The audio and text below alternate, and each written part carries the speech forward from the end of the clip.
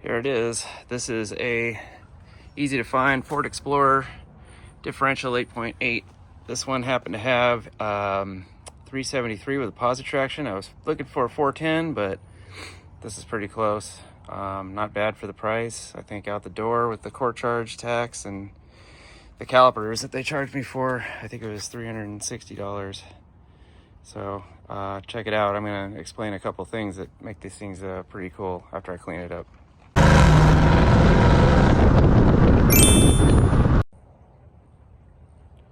All right, here it is. Got a little paint on it. Got it cleaned up.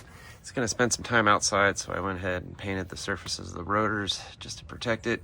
If these are usable or not, I'm about to find out at some point in the future. So this is it. It's similar to the one I put in my Model A. This is another one. So the main thing is with these things, before you rush out and get one, is the drive shaft is offset a little bit towards the passenger side. I think it's about 2 inches or so.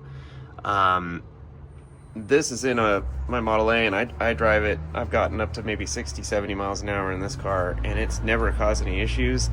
And I shortened the drive shaft, so it's probably not that well balanced.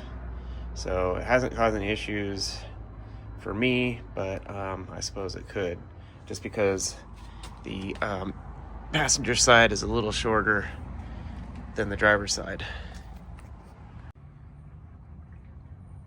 Now another thing is it doesn't have the U-bolt, so you want to definitely keep this thing and retain that.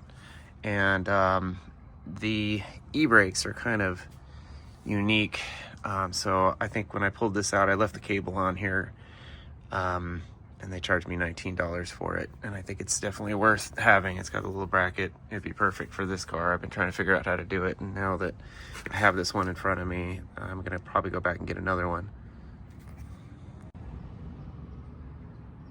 So I was actually looking for a 411, and I found 3 of the 373 gears with the limited slip. I did find a 411 or a 410 with open, but you know, obviously I don't want that. So I saw on the door tag that it said D4, and you can Google these things when you're walking around on the yard. But there's also a tag here, and so it says, let's see if you can see this. It's upside down too.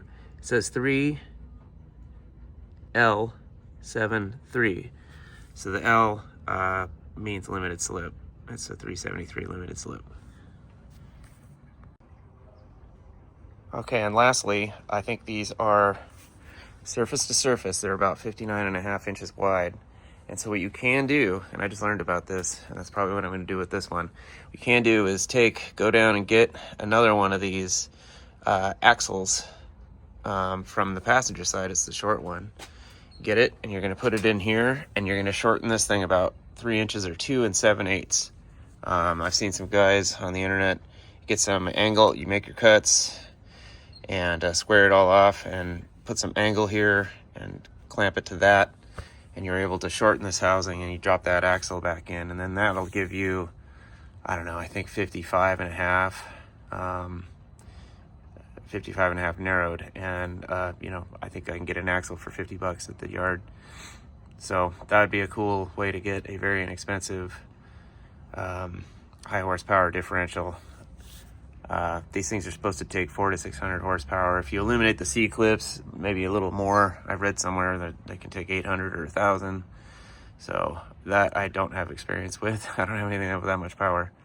But I think it would be kind of cool to put some big wheels and narrow this up a little bit and put it 50s, 60s car and maybe do a mini tub, something like that. Anyway, please like, subscribe. Thanks for your time.